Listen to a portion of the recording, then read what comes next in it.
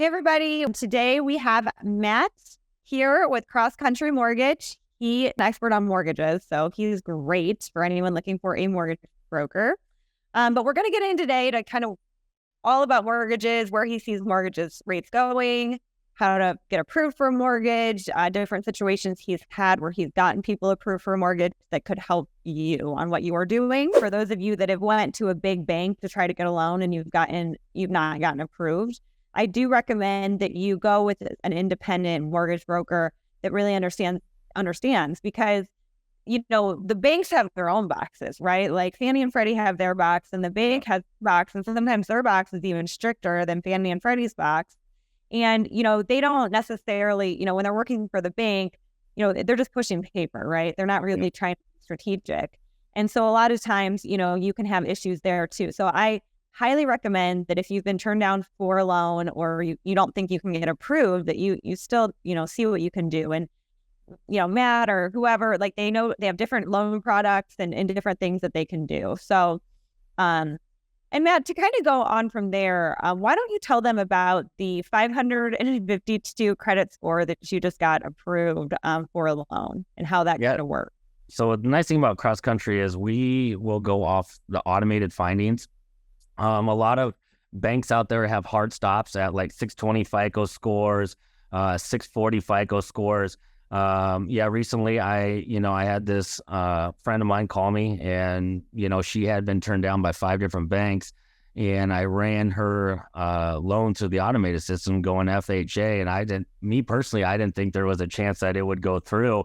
And sure as it went through at 554. Actually, I think it's a 552 mid FICO score.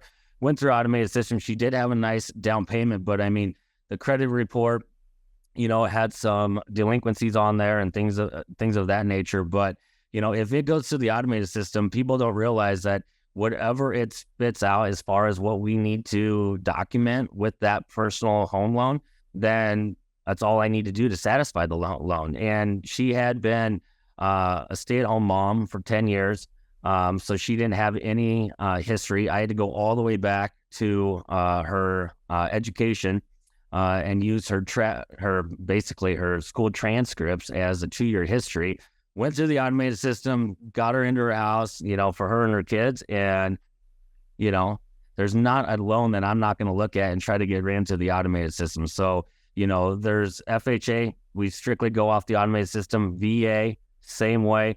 Our VA home loans, they don't have necessarily a debt to income ratio. So I've seen them as high as 60% go through the automated system. There's a lot of banks hard stop at 45.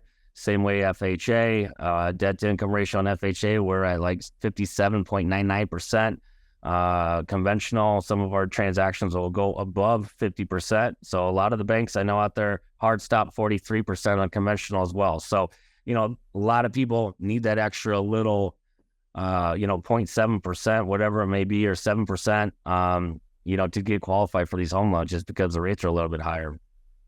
Now, you had mentioned to me that, so everyone obviously knows what a primary mortgage is and then your investment loan or a secondary mortgage.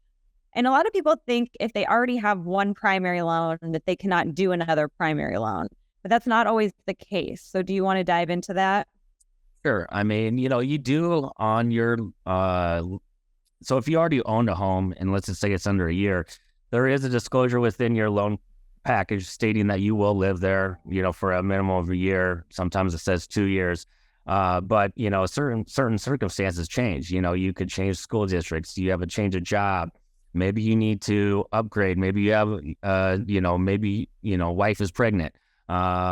More dogs. Whatever you need to do to increase either or downsize on your home. So every situation is a little bit different. So I get a lot of investors. They're like, well, or not even investors, just somebody that, for instance, I just am closing one next month. She just closed in March. They bought a brand new build home out in Queen Creek, Arizona, and then she wanted to move 2 blocks away for a whole house that was like 2,000 square feet more. And she didn't think she could do it as a primary. She got told no, because she bought the first one with minimum down payment, yada, yada, yada. And no, that's not the case. So, her family size increased by 1.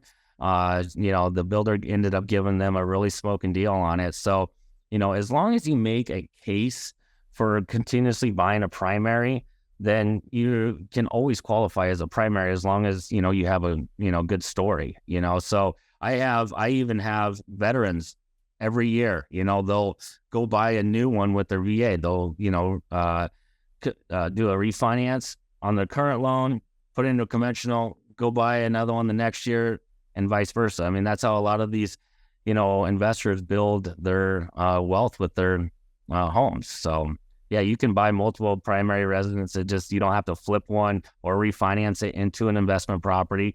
You can just, continuously buy year after year, as long as it makes sense.